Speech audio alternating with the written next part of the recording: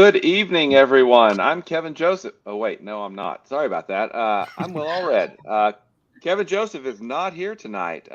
He's got to get up early, and as a dedicated night owl myself, the word early just causes me stress. So he's preparing for early morning travel tomorrow. But welcome, everyone. We've got a great group of people here tonight, and we're going to talk some Kickstarters and hopefully have some fun. So we'll start. I'll go around the top here and this way, I guess. And we'll start with Ashley. So Ashley, we typically do this 30-second elevator type pitch for your project. So if you're at a con and the people are walking past with their heads down, trying their hardest not to look at you, how do you get their attention? Oh, well, great. I just say, hey, do you like Looney Tunes? Do you like Animaniacs? Have I got something for you? So I'm the creator of Ralph's, and Ralph's is a comic series I created about 5 or 6 years ago. Again, very much like Looney Tunes, Animaniacs, short bursts of just silly comedy from a pair of dogs, and they're both named Ralph. So it's an all ages homage to a lot of the animation and cartoons that we loved growing up. Nice. Very good. All right. Next up is old hand at this show and someone who embarrasses me all the time because he does like 1,000 Kickstarters a year and I do like 2. So. 6. Hey, 6. Frank. There's a difference between 1,000 and 6. That's 4. My name is Frank Martin. I'm an author and comic writer. My book on Kickstarter right now is Sex Night. The elevator pitch for it is pretty simple. It's just a married couple that has kids trying to have a sex night, and they're not that good at it. So they fail miserably. It's a sex comedy. It's a little raunchy, but it's not really erotica. So it's just basically kind of a good time. So it's something totally different than I've done in the past, and I'm curious what people think of it. All right. Awesome. Thanks. All right. We'll keep going around the circle here. So JL, Lindsay, welcome back, and tell us what you got going on. Well, Monkey Maids is Lindsay's second novella in our series, our collection rather, Tales from Existentia. And this one is about someone who orders 17 monkeys from the back of a comic book while their roommate is out of town. And of course, madness ensues, and Lindsay's hilarity comes forth in full force. Thanks. Nice. Very nice. All right. And rounding out the rest of the pitches, Wells, welcome back. And what you got going on, sir? Yeah, it's good to be here.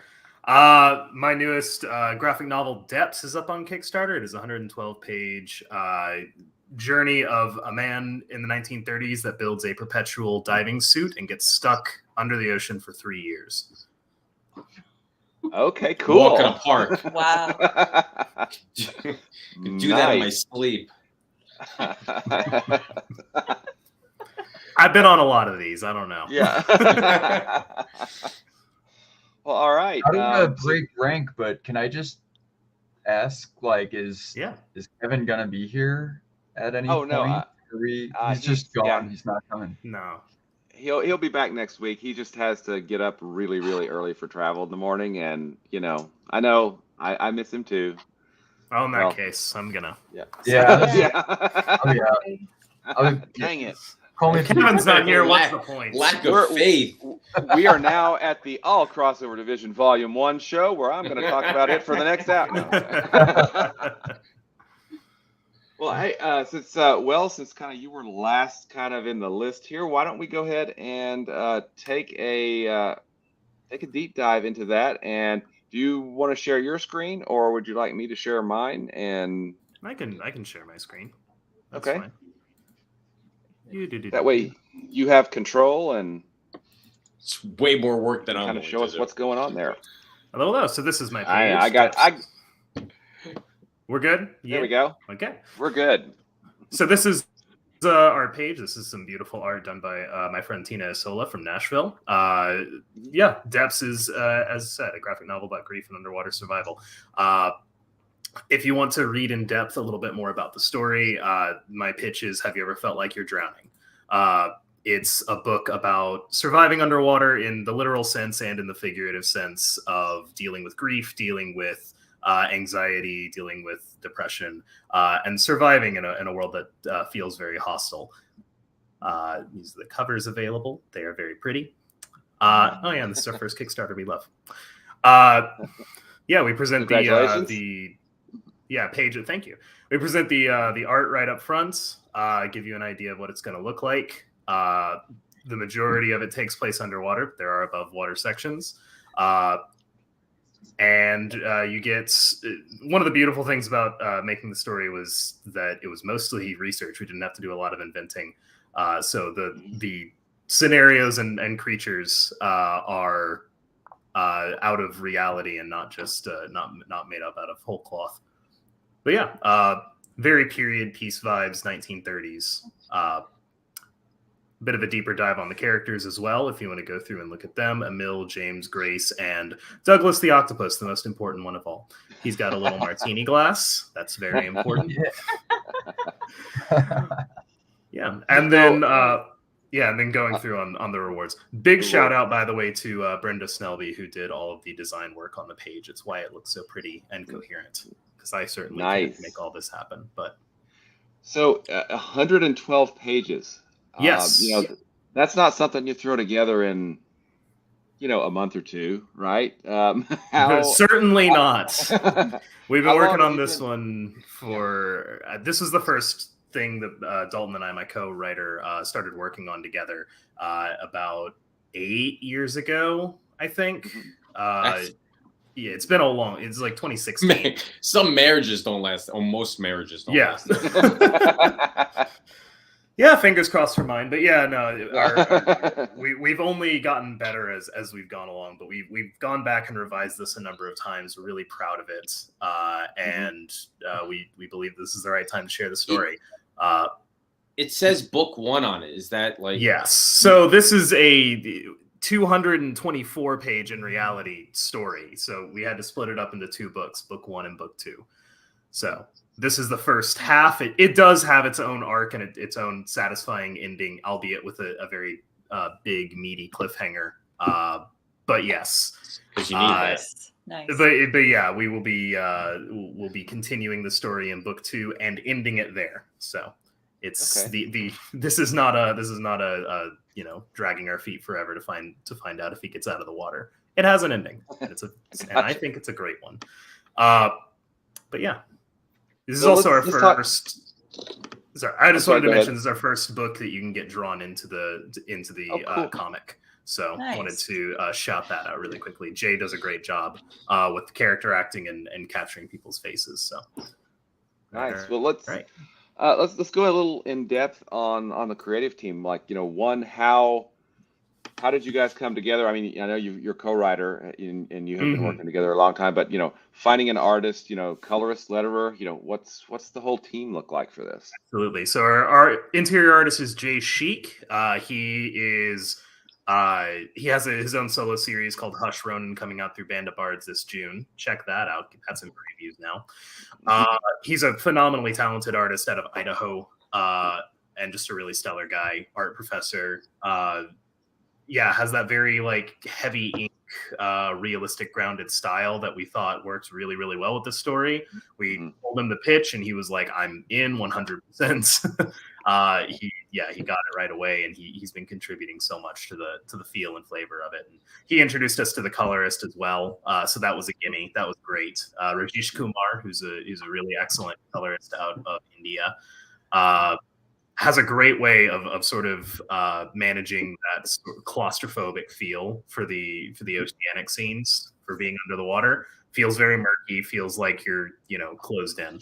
And then Nathan Kempf is our letterer. He's done all of our published work so far. He's worked on he didn't work on Descent Dread. He worked on Mechaton and Frankenstein the Unconquered. And the great thing is, you would never know it just looking at the book. He has such an adaptable style that it looks completely different from those other 2 books, but it fits exactly what the book needs to be. Yeah. Nice, very nice. With this is going to be a two-parter. Mhm. I guess the most important question I have for you is, did you buy your artists lots of drinks to convince them to draw 240 pages of art? No, I just offered to pay him a reasonable page rate, and again, he was very into the story. We know it's a big ask, like that's a big commitment, and we want to close out as much of it as possible. Then again, when you look at Mechaton, over the course of its life, we're asking Fernando to do over 300 pages. So it's just shorter chunks. We want to get this one out a little bit quicker. Gotcha. You'll have this collected, this graphic novel, and then the second graphic novel. Right. After those come out, will you collect them together into just one big book at that point? Probably in some way, shape, or form, whether that's going to a publisher to see if we can get it bound together and made into a single book, or whether that's going back to Kickstarter and being like, hey, here's the deluxe edition, omnibus all together, whatever you want to call it. That is certainly something that we would love to do. And if we could have gotten away with doing it on the first try, we 100% would have. But $40,000, $100 a book, that's asking a lot. Yeah. I don't think we could have swung that. Gotcha. Probably a hefty shipping charge too. Yeah. No, shipping is probably the easiest part of it. The shipping doesn't go too terribly up by weight. It's mostly just the box and the getting to send it, unless you're going overseas, in which case the rules are out the window. But yeah, no, that's sort of the exciting thing about doing more and more, books and having more to sell, is that the shipping costs go down relative to the amount of stuff that you're getting. One $5 floppy, sending that out and you're paying more in shipping than you are for the floppy, that feels bad. But 112 page graphic novel, we're shipping that out for like $7-8. Great. Yeah. Yep. Absolutely. Speaking of shipping, I know that one of the things that helped me out a lot, Charlie Stickney found that Pirate Ship has this really the export rate that you have to call and ask for, but it literally cut shipping like in half for all of my international shipping. It feels like a cheat code because they don't give it to you. Exactly. But it is awesome. I mean, I think I shipped probably three pounds of books to Japan, and it was like $30. I will have to look a little bit further into that because damn. I especially on this last on Frankenstein #2, we had 17, something like that, international backers, and you look at the bill at the end of that, and it's a gut punch.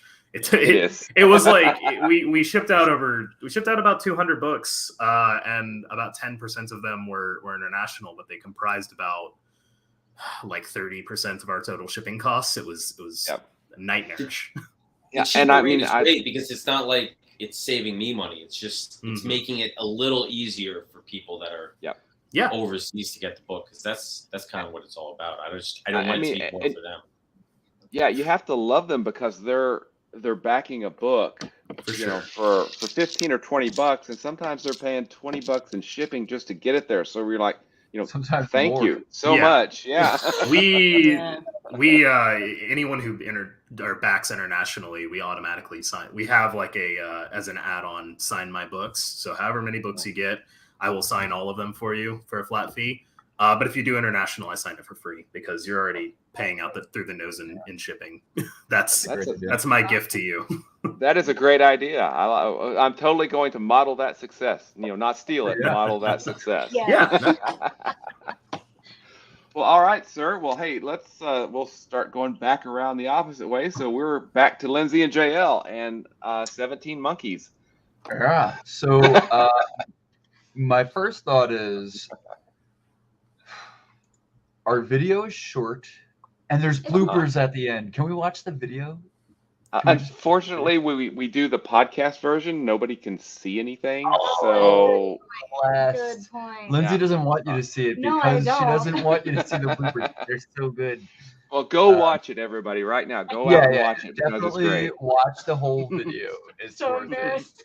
And you just find it at Kickstarter. I mean, yeah, kickstarter.oneshipress.com. That's our I own thought that link that those- goes to all of our Kickstarters. I thought that those moments were private between us, and Nope. then they ended Nope. up in the video. So my thought was I also wanted people to see how weird and funny Lindsay is because it comes across in her writing. It's very weird. It's very funny. It's kind of like almost like Twilight Zone-ish. You know, I don't know if anyone here has read Dwayne, the last book, Tales from Existentia, but Dwayne was just as weird and funny and kind of creepy, kind of dark. Like there's a darkness to it, but it's also really lighthearted and funny.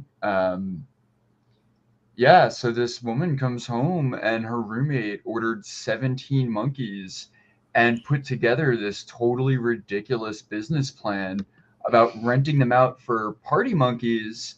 And one, you know, the next step is to rent them out as maids, like for Well, cleaning services. the maid is gone, and Leo gets bored. He doesn't have anything to do at Yeah. home, so he starts leafing through a comic book, and wouldn't you know, there's an ad for monkeys. It's a Mr. Guy comic, by the way.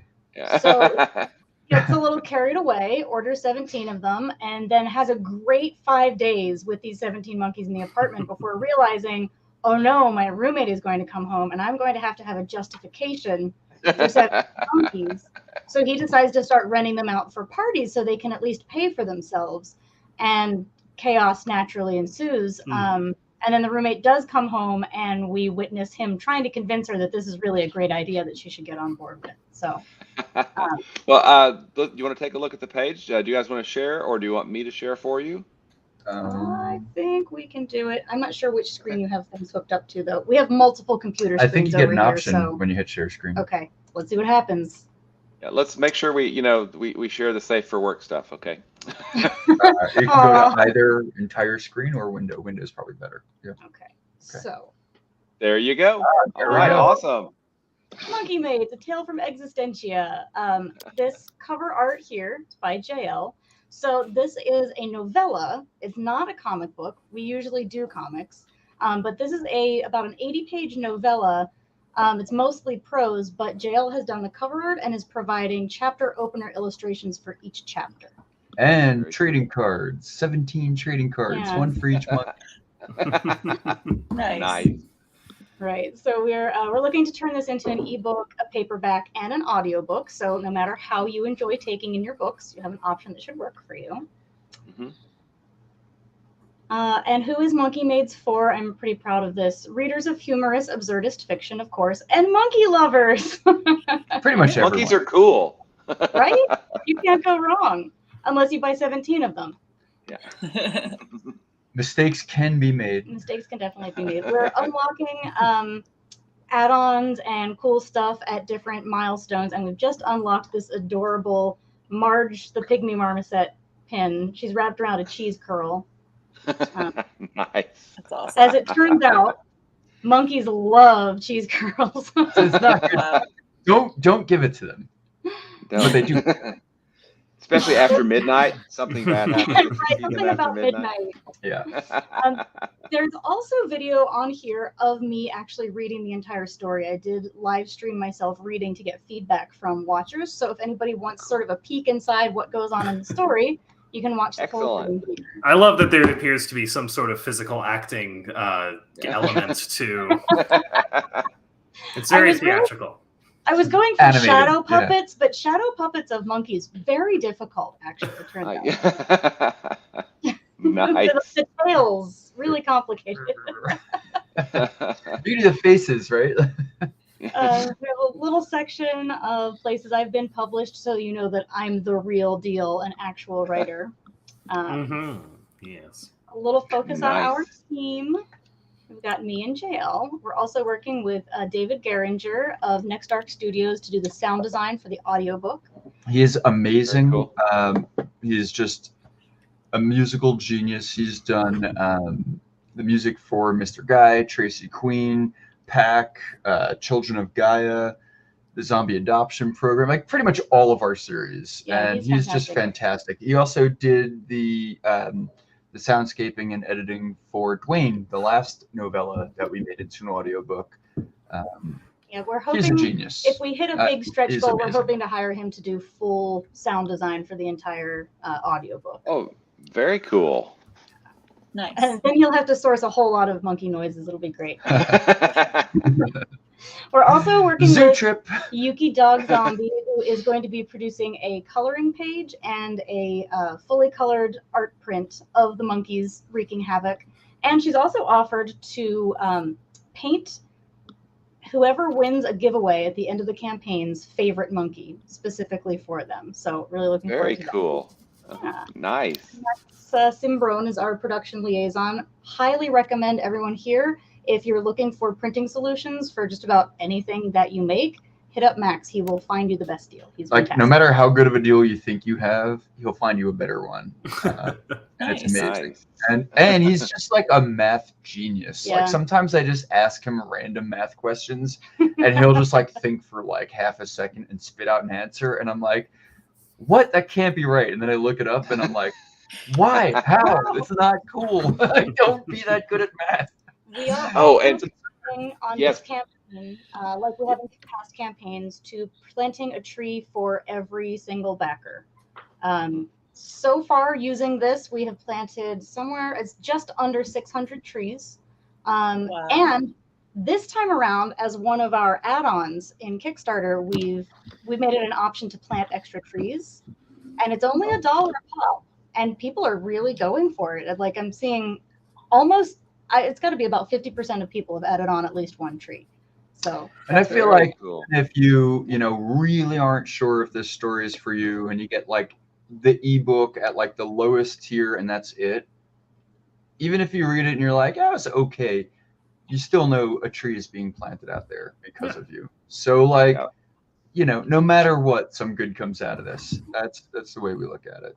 Well, and let me just say that thank you so much because I reached out to you guys earlier, and I'm doing this on my campaign as well. I I love saw. it. So, That's awesome. so excited about that. It's so cool because we can, we have to have paper because, well, for most of what we do, we like paper so we can hold it. But there's all audiobooks, but this is a really an excellent way for us, comics creators, writers, artists to make an impact. Yeah. I think it's great. So thank you again for figuring this out so that I can model that. I'm stealing it, man. I stole it. I mean, model the Please success you mean. steal. I was about to say, I love that idea. That's beautiful. So I think I might implement that as well. Yeah, please do. Because here's the thing, like, we have a tree planted for every backer, and as many backers as we can get, that's awesome. But being able to influence other creators to do that as well and have that spread, Yeah. then we're doing more than any one of us can do by making it cooler. And the more people that do it, the cooler it is. The more people are gonna do it, the more it Absolutely. spreads. And it's like in that way, Yeah, man. we Yeah. just can all be doing that, and it's just freaking awesome. And I'm so excited that other people are into it and want to do it too. Yeah. Awesome. It's really awesome. Yeah. So I do have a question for Lindsay. I love monkeys. I mean, monkeys are cool. I don't know that it would ever occur to me to grab 17 of them. What's the genesis of the story here? So I was. It's not about me. I didn't do it. Yeah, I was living, This time. This time. Many years ago. I think it was about 15 years ago now. I was living in a roommate situation with a roommate who this character is very much based on. He was kind of wild, out of control person, and our time sharing an apartment was very interesting. Is the most euphemistic way I can think of putting it. And at one point, I actually was away, and I texted him and said, "How are things going in the apartment?" And he said, great, the monkeys are doing the dishes. And I was like, oh no, I might get home and there might be monkeys everywhere. So I wrote a story about what might have actually happened if that were the case. And when I got home, there were no monkeys, and he didn't even remember sending me that text. So dodged Okay. a bullet there. But yeah, this was my take on what could have gone on. So he figures, what's the best way to make money on monkeys without having any specialization or training? Oh, I'll rent them out. So he rents them out for parties, but then before the roommate comes home, he realizes that they're going to have to clean up the apartment. So he teaches the monkeys how to like dry dishes and wash the floor. And then the idea for turning them into monkey maids comes into his head. So that's the next step in the process, getting them little aprons and renting them out to people. But the roommate has a big problem with this because she's worried that people are going to expose the monkeys to noxious chemicals. So hence a wedge is driven between them. She's the logical one. That's her complaint. Okay, but counterpoint, can we put them in funny outfits? Yeah, like little like French maid outfits. Right. I'm Yeah, just saying, it might be worth it. It might be worth the risk. Exactly. That's what Leo is saying. Liz disagrees. Maybe a little Also, butler outfits a little too, you tiny know?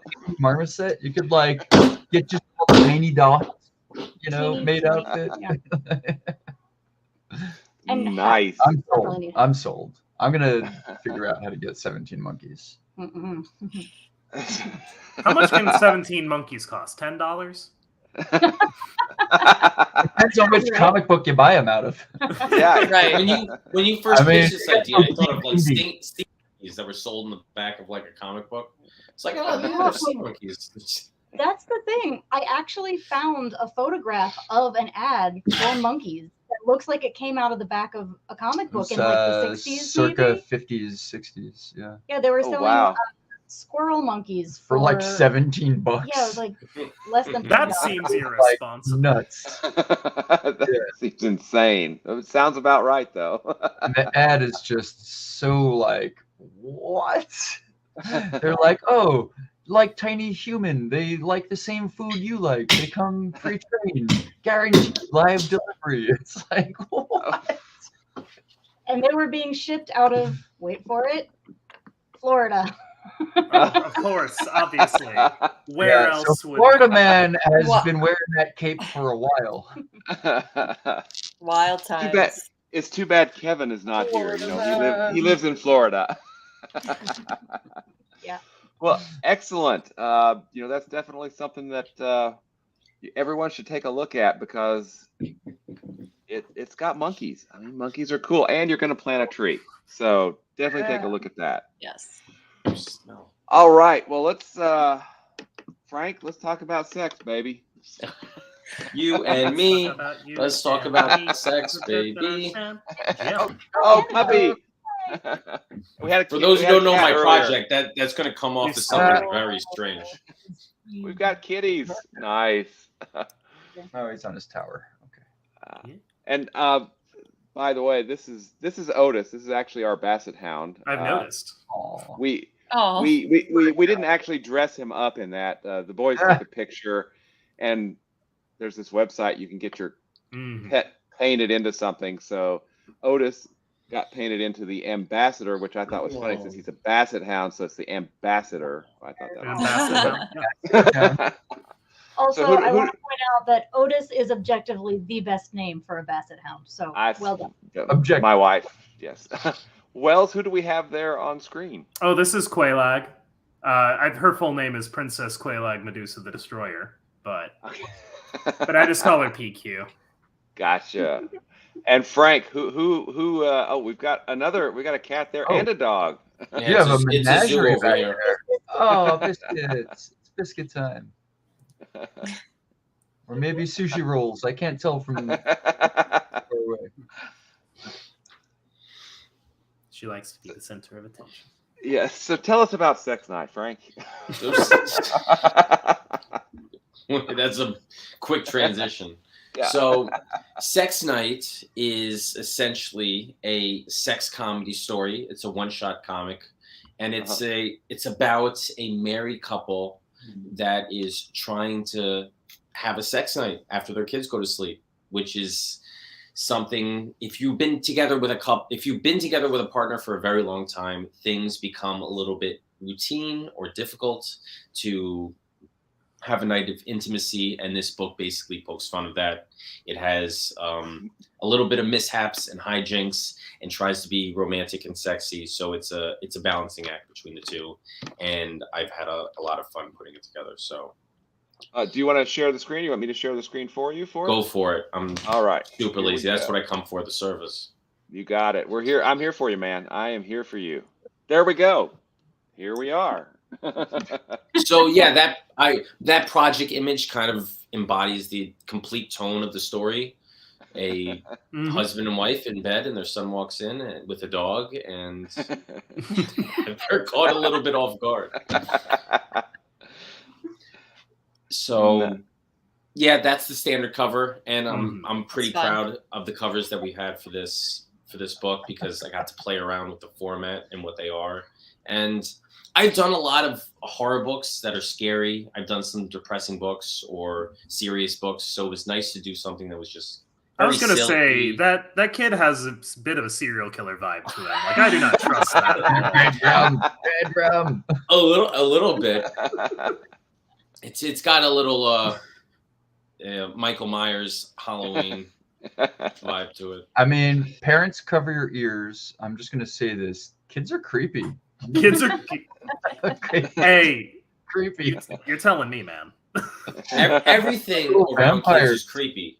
There's nothing scarier than just a child's toy going off in the middle of the night for just no reason at all. It's like waking up and a kid is just silently staring at you. It's like, I'm so glad I don't have kids. Anyway. It is an adventure. It is an adventure. Yes, it definitely is. So let's talk about who's the rest of the creative team on this one. So Alex Gunther did the interior art, which I actually spent a lot of time trying to find the artist for this, because it's a weird tone. I needed somebody that could do slice of life and comedy while also not being too erotic. You know, I wanted that kind of just simple, plain, going through everyday life kind of art to it. So I think he embodied that very well. So I was happy with the way it turned out, because this is a weird book. You have to strike the right balance of tone in the artwork. Otherwise, it's going to fall flat. So I was glad with the way he pulled it off. And there were a bunch of panels that we debated about how they were going to look, because if you look at one way, it looks, like you said, serial killery. But if you look at the same scene from a different direction, it becomes funny. So we had to talk a lot about the angles and how things were going to look to convey the right feeling to the person reading. Gotcha. So it looks like your colorist. Is that a colorist that you've worked with before, or? Yeah, I've done a bunch of stuff with him. He handled pretty much all of the coloring duties for the book. So he did all the covers and all the interior artwork, and I like that, because it feels like a consistent tone throughout the story, which I don't necessarily need for every book. Sometimes I have a cover that's completely different than what's inside, but for this, I think that uniformity works well. Now, do you letter your own books? Is that right? I do. That's why I don't include it there, because I don't call myself a letterer out of respect for the actual letterers that are out there killing it all the time. I do my best. I hear you. I've done it once or twice, and it's way more difficult than the real letterers make it look, at least in my opinion. I mean, because it's so important to the overall book. I mean, I feel like letterers don't necessarily get the respect they deserve as storytellers, you know? Very true. I could talk about lettering for hours. So it's weird. Because when I first started, I never thought that much of it. But now that I do it, I take great joy in doing it, and I take great pride in doing it. But at the same time, I'm really just a writer that's lettering his own books for practical reasons. I'm not like a professional letterer. I stink at sound effects. That's kind of my weak point because I'm not a visual guy. So if I make a creative sound effect, I feel very proud of it. And it took me way longer than it would like the person that does it every day. Well, it's interesting. When I did it, it would take me so long that I was like, I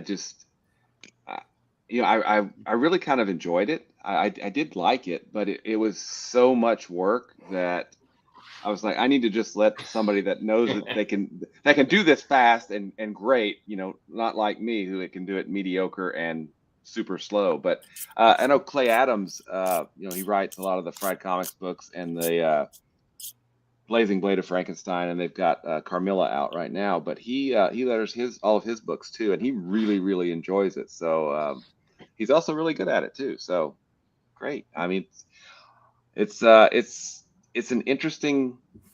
I kind of feel like, and please correct me if I'm wrong, I feel like it makes me lettering a few stories made me a better writer because I started having to think about everything that had to go in a balloon. I'm like, okay, I got to count words now because I'm not gonna Chris Claremont my letterer. Okay, here's 1,000 words. Fit it in this panel, please. Go for it. Right? With all the don't cover up anything important. Exactly. If I'm lettering my own books, I don't think like that because I know I'll just clean it up when I'm lettering. But when I'm I have my editor hat on and I'm looking at thumbnails and artwork, that's when the lettering side of things really kicks in. And I think of I'm going to have trouble lettering this panel. He needs to go back and rework this. So it definitely helps to have that skill set or that train of thought in your mind when you're just looking at the overall artwork. So does letterer Frank ever curse writer Frank?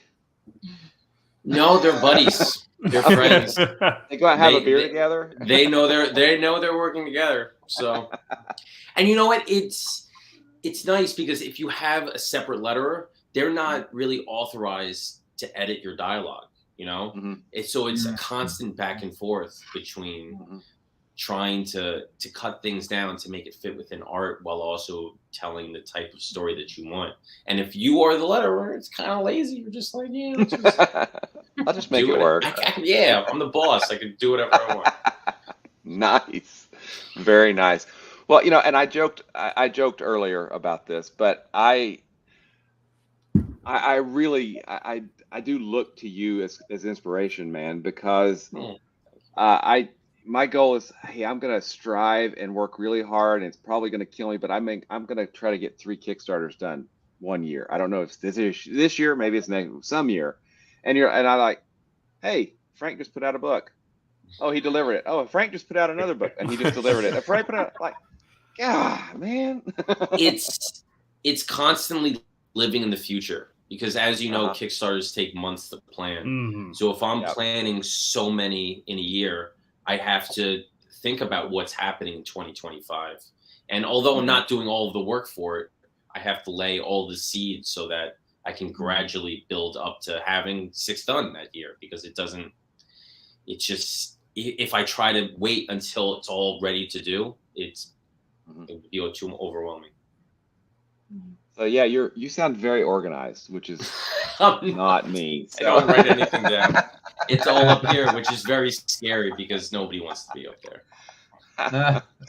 So what let's if somebody's checking this out, do you offer? I've got a lot of your other books. There's Polar Express, or not Polar Express, Polar Paradox, Polar Paradox, and a lot of your other titles like the Haunted Motel? No. Macabre Motel. Macabre Motel. Man, I'm messing up every title.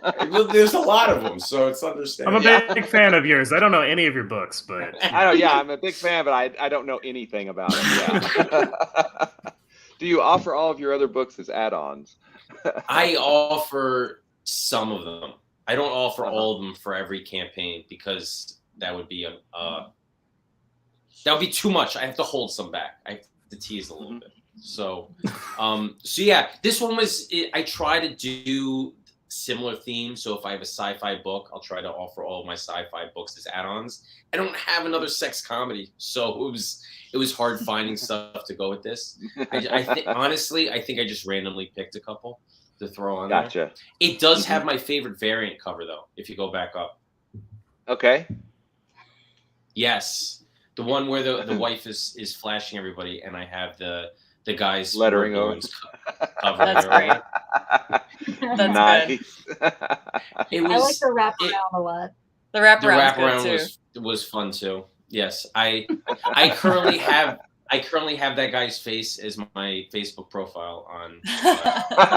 Yeah, it's my Facebook Nice. profile image. So Perfect. What a choice. this was just a fun book. You know, I have a lot of books that are serious Looks that like I can't it. really just be super goofy and silly and zany with. And my wife had a lot of inspiration for this. Not all of it. I would say maybe 40%. So I had to get her permission before I wrote it. And she had a blast with it. She's excited about it. So yeah, this is just a book about romance, about couples that have been together a long time, trying to spark it up, and it does not go all that well. Well, nice. If someone's coming in here and they're looking to you for a recommendation, what would you recommend as kind of the reward tier that you're kind of your favorite reward tier? Definitely the variant cover. I love that. I felt proud of it because I got to letter it, which felt like it's not just a static image, which covers are. Uh-huh. It's a story with the words. So I also, excuse me, my friend Lane Thomas does a theme song for every book that I do. So I think that's part of the variant tier too. So Oh, I think it comes gotcha. with it. Does it have Very- a bow chicka bow feel to it? I'm sorry. The theme song. Does the theme song have a bow chicka bow sort of? It does. It does. You know what? Yeah. If Will's feeling frisky, he can actually do a preview at the top. Oh, okay. Is that that's Coughing. just sound, right? Up, down, down, down, down, down, Yep, down. I missed it. Right there. Oh, right there. Okay. Oh, it's like a bump and grind. Ooh. Jazzy. Very jazzy, very jazzy. You stopped it That's- short. It actually well- it gets a little porno-y. We got that. We felt that. We got it. Yeah. Awesome. So this is what number of book is it this year for you? This Kickstarter is your second or third? This is third. Yeah. Third. So Okay. I got three more after this. Nice. And you're a machine, man. I mean, it's bravo. Thank you. You're an inspiration and very maddening. So. I mean, it's true what they say. When you're a writer, writing is the least amount of work that you'll be doing. Amen. So it's like, if I put out 6 books, that's only 6 scripts. That's really not that much writing. It's all the other junk that goes with it. Project management, Kickstarter project management, Yeah. fulfillment. It's just it never ends. all of that other stuff. So if you can I manage think- to organize that, the writing is the easy part. Mm-hmm. I think last show maybe I made the analogy that comics are hard. It's like pushing a boulder up a hill with a wet noodle, right? Because they are hard. They're very hard to make, and a Kickstarter. When you see a comic, most normal people, and I hate to break it to everyone we're not normal. We're really not normal. Okay. To normal people, they see a comic, they're like, oh, this is just a comic. I'm sure this was just easy to do. God no, it's so hard. And then there's the Kickstarter. Well, then there's marketing. Then there's the Kickstarter. Then there's the Kickstarter itself, and then there's fulfillment. And it's just it's so hard. Hey, I know. Why don't Ashley? Why don't you cheer us up with some really cool, cool Give us comics? the ropes. Some silliness. Ralph's, yes. Let me see if I can share my screen. I'm a little unsavvy when it comes to Streamily. Let me see. Are you So on a Mac or PC? a Mac. It may have some permissions that make you reboot your browser. So if that happens, just let me know and I'll share. Why don't I just let you go ahead and maybe share it? It might be easiest.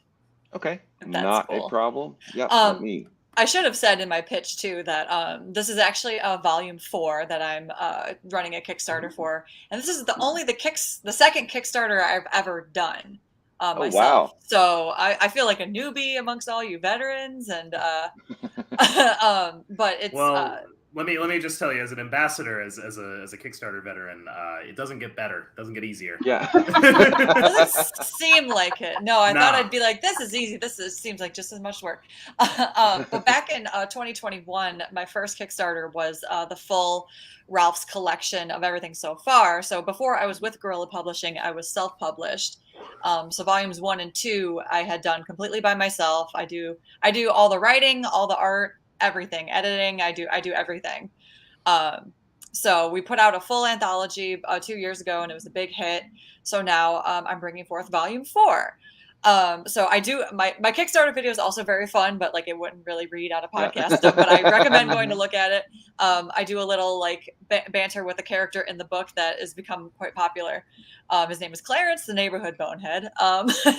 You'll find out more about him. But yeah, so there's some pages in there. Shows a little You're bit of Whoops. Let's see, where is it? I've got it right there. Hang on just a second. yeah. Sorry, I should have been more prepared to. Oh no, do all I that. should have been more prepared. That's kind of my job. So all right, here we go. Yeah, so yeah, like I said, it's not really a serial thing. They're very just like short little like any sort of 15-minute, a Looney Tunes cartoon. That's a lot of the animation that I love, and like a lot of the humor comes from that. It comes from the Muppets. It comes from the Marx Brothers. Any sort of like very along that same vein. So it's also interesting that a lot of you guys are writers, because that's not my strong suit. It's I build stories and like scenarios off of what makes me laugh.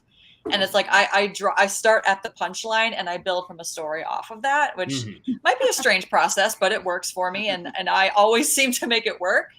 So yeah, it's a little bit of everything. I said it's all ages, but it's not like it's at a lower level where like adults wouldn't really like it or get it, but like some of the maybe a little more highbrow jokes are just going to fly over the younger ones' heads. And yeah, so I'm excited to bring this to life and get some cool rewards out there. I just saw the name of the cereal is Bonios. Yes. I like a lot of sight gags, so there's a lot of little like, in one of my first issues, it was like reverse psychology for dummies, or for knuckleheads, like a play on reverse psychology for dummies. So just a lot of that silliness. So yeah, and we're getting to the rewards now. You can get either a digital or physical copy. All physical copies will be signed by yours truly. Awesome. And since a lot of people maybe have not heard of the Ralphs before, and obviously I think a lot of the people who are listening or watching now never have. So there is a bundle right there at $15 where you can get everything. So you'll get Bones in the Attic, which is the anthology, and you'll get volume 4. So I think a lot of new people are signing up on my campaign so far. So I'm excited that more people will see everything. Nice. And the enamel pins, someone else had them. I think you guys had them, Lindsay and them. I'm very excited for enamel pins. I've been wanting to do them for a long time. So this is volume 4 of Ralph's. Is there another 3 issues that could be available, or is everything in the Full House, which is the yeah, the anthology, and so the anthology. You got the first official appearance of the Ralphs, which was in a double issue with another Guerrilla Publishing title, the Mythic. I can't say this. The Epic Misadventures of Deathbag, who is like the Grim Reaper, similar story veins. Okay. So it was a double issue. So you get that, you get volume 1 and volume 2, which are I sell them as their own, but volume 3 was exclusively to Bones in the Attic, and there was a cliffhanger. So that is what you want to get. That is definitely what you want to get, is the anthology book. And plus, it's just great. It's 60 pages. It's beautiful. I was so excited to have it made, and now volume 4 is the biggest single issue I've done to date at 28 pages. So a whole lot of, and 2 people said it, hilarity and hijinks. That's all I'm putting in here. Nice. So what kind of got you into doing, comics that are, more in this vein than, either superheroes or some others, or crime or something like that? What really appealed to you about, this genre and this way of, of doing the humor? Yeah, I think for me, I wanted to be as authentic to my style, like what inspired me. And so I think that's, like I said before, I'm not really a writer. So I didn't know until more recently, when I met some of my other peers and, meeting people through, roundtables like this, I didn't know how to tell a good story. So I thought, let's just punch them with a bunch of silliness and a bunch of jokes and see what sticks, So it's been a lot of a learning curve, and you said it to Will, I think before, is that it helps me become a better writer to letter and to do all of the things I do, because I tend to do the art first and then put in the dialogue next, and it sometimes becomes challenging. I have to edit, or how can I split up these bubbles? Does it make sense? So it's always a different experience every time, which is exciting that I'm getting it all for myself. Nice. Well, I do have to tell you one thing. You did write these, so you're a writer. Sorry, you're a writer. I'll claim that now. I'll put that up there. So thank you. I think they prefer to be called cartoonists, but okay. That's what's in my bio. But that's actually a step above writer, I think. Us writers, we don't get much respect, so it's okay. You should. You very much should. We lack the necessary skills. Yeah. Yeah. And that's actually, that was really cool. Did a ghost swing by? What the? Who? It's the ghost of Kevin Joseph. Yeah, that's what it is. From his slumber. From his slumber, yeah, astral projecting. Anyway, there's some good comments I'll get to in a minute, but as someone who can do it all, first of all, let me say I'm very envious, because my stick figures even suck. So it's so awesome, and I think so rare. I mean, we've had JL, you write and draw some of your stuff too. So I mean that's awesome. I'm really curious at how that changes your approach. I mean, I try to think visually as a writer. But as an artist, that's what you do. JL, that's what you do as well. I mean, so it's interesting that you kind of pivot back to the writing and are able to, make something that's a lot, probably more cohesive than, me or Kevin or, another writer with another artist. And, one of the creators that we have on pretty regularly, Mata Sorcier, she does, yeah, I know. I wish it wasn't so late, because I can't think of anything. She does Sacrimony. There's the thing. And I'm just it's always impressive to see someone that can do all of this stuff, because I'm a one-trick pony. Okay.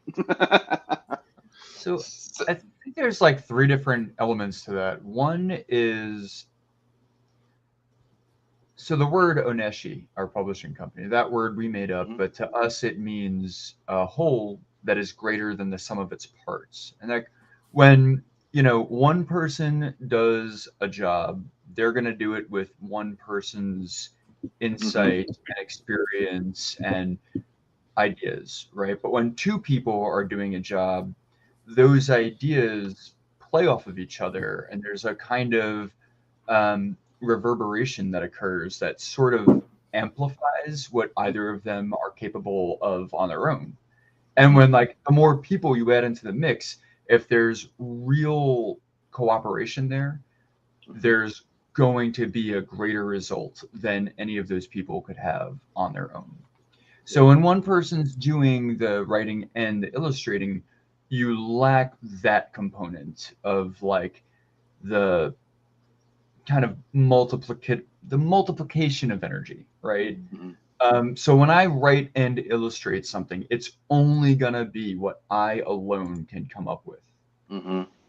On the other hand, like you said, there's inherently gonna be a cohesion because I know what I meant when I wrote that. You know, like I know what I was picturing. I know how it should land. I know what I want to get out of it.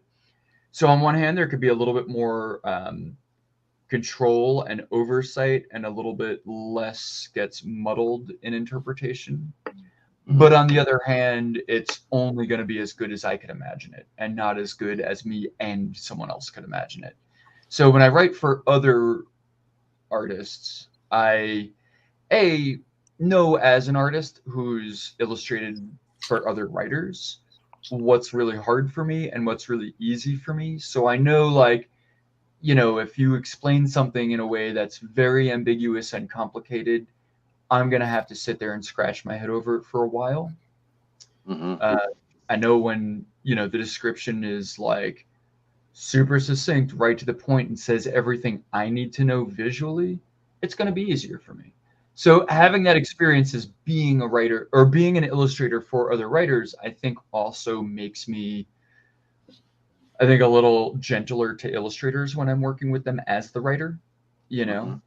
So I do think there's a benefit there. But I've also, the other challenge is when you are illustrating your own work, you can make it exactly how you want. Whereas when someone else is illustrating it, you kind of have to accept that it's not going to come out exactly how you want. What was that? Wow. That's Kevin. Kevin! Sorry. Kevin, is he here with us now? So you have to make some concessions when you're the writer working with an artist. You have to be able to be like, that's not how I pictured it, but cool, that came out really good. You know, you just have to. Yeah. So Ashley, when you I think you mentioned earlier, you start with the art first, and then you kind of come back and you will layer on after that, which I think is a really interesting way to approach it. And probably, you know, I don't know if I want to, maybe a more pure way to approach it, because it's the Marvel method. Yeah, I mean, when I do a script, I start with an image in my mind, but then I try to describe it in words. You start with an image in your mind, you just freaking draw it. So, you know, then you go. Go ahead. Have you worked with a different writer, or have you worked as just an artist? Sorry, just an artist. I didn't mean that. No, I actually have. So the first Kickstarter campaign I was a part of that I wasn't necessarily like running was Guerrilla Publishing. We put out a series called Tales from the Cryptic Closet, which is a play on Tales from the Crypt. And a friend of ours has a clothing company. It's moved out. It's a different name now, but was called the Cryptic Closet, and they kind of blended those two together. Horror, comics. We all love, you know, like we're a great community of artists in like the Northwest Indiana, Chicagoland area. Let's just put some stuff together. So I worked with a writer on the first issue of that, and it was a story about a little girl's teddy bear that was possessed. So that was fun because I love spooky, scary stuff. I got to have a firsthand experience of what exactly you're talking about. Of, okay, he explained it in all the words. He explained the shot he wanted, an overhead view, you know, come from the floor, like from Teddy's point of view, you know. So it was definitely a challenge, and I really enjoyed it. And I will, I'm working with an artist called, his name is John Parrish, who will be in the upcoming Tales from the Cryptic Closet come next year. and I have worked with Julio, my friend from Guerrilla Publishing as well, on Deathbag. So I have had experience, and I see the value in both, definitely, because it makes me more susceptible to working with artists in the future.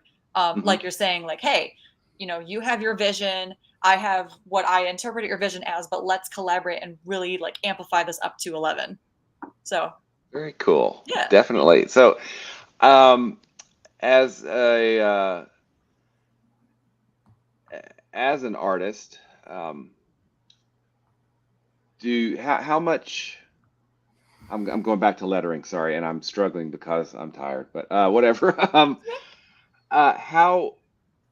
Because I know that with when Frank and I were talking about lettering earlier, lettering is extraordinarily important because it lets us, it gets the words on the page, but it's also a graphic element, and that is something that you as an artist, and JL as well, you guys and Frank, because he's doing the lettering, you're playing with those graphic elements to add something to that underlying artwork, which is really, really cool. I mean, how do you approach that?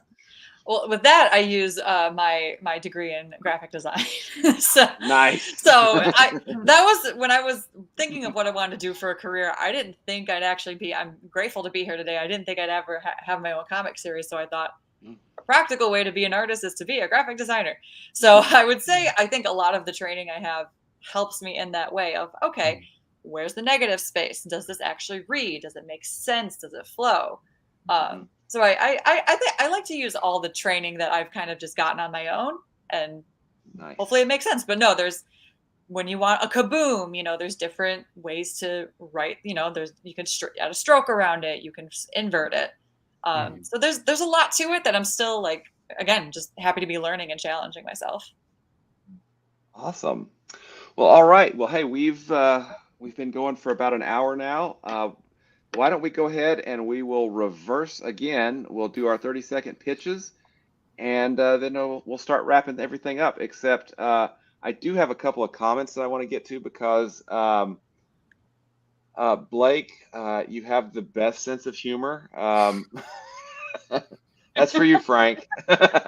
I thought so. But like,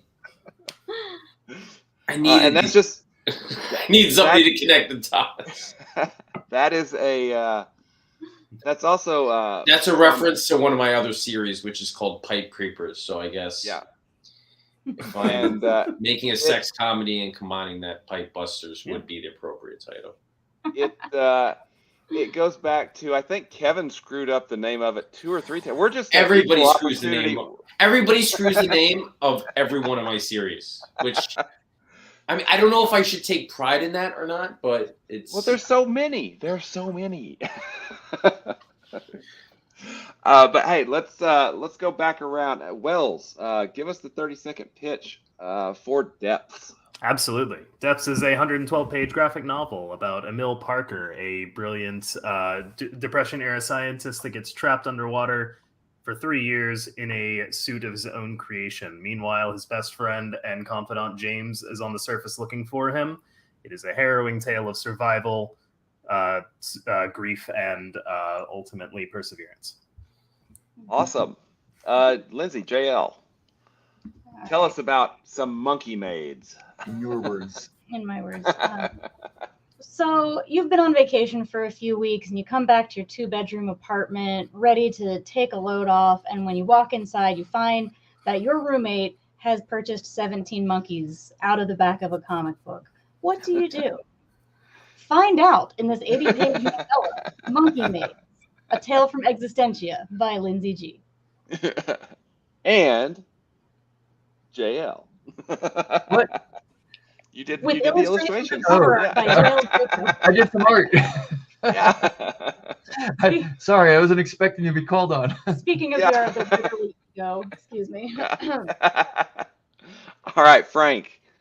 What can we expect from Sex Night? Sex Night is a book about a married couple trying and sucking at the sexual acts of making love. That's kind of it. That's it. I tell people, look, the book is 23 pages long. 22 of them take place in a bedroom. So that's it. There Like you American go. Pie, 40-Year-Old Virgin. It's that kind of 12-year-old childish humor. So hope people like it. Gotcha. Excellent. Ashley, let's Ralph. talk about Ralph's. Ralph's, Volume 4, the 4th issue of silliness, hijinks, and hilarity. You can share it with all your friends, any family members. It's enjoyable for young ones. It's enjoyable for you guys. Yeah, just enjoy the silly little dogs I've created and have a little nostalgia to go with it. Nice. And I'm going to bring us home. Crossover Division Volume 1 hardcover is on Kickstarter right now, and our stories are invading reality and threatening to fracture it beyond repair, and only an English professor and a research librarian have the smarts to save us from an unhappy ending. So check it out. All right, everyone. Hey, thank you so much for being here, and I think I think we did it without Kevin. Well, I know Succeeded. Hey, Look at you. Everybody should give Look a at round of you. applause. I mean, Well, Kevin was sort of here-ish in he spirit. haunted us, yeah. He So haunted us. he's here in spirit. Who But knows yeah, what everyone. disasters he was saving us from? Yeah. Yeah, that's true. Everyone, check out these campaigns. And actually, Ashley, how many days do you have left? I have 22 days left, and we're already at 68%. Nice. Wells, how many days do you have left for Depths?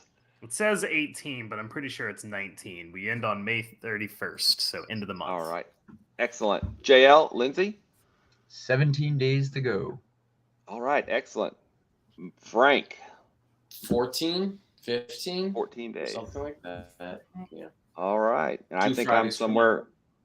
Yeah, I think I end on the 26th. So I think we're all pretty close. Excellent. Nice. Well, again, hey, thanks everyone. And thanks for everyone in the comments and for watching us and, not comparing me to Kevin, which I'm sure you've already done. So, all right.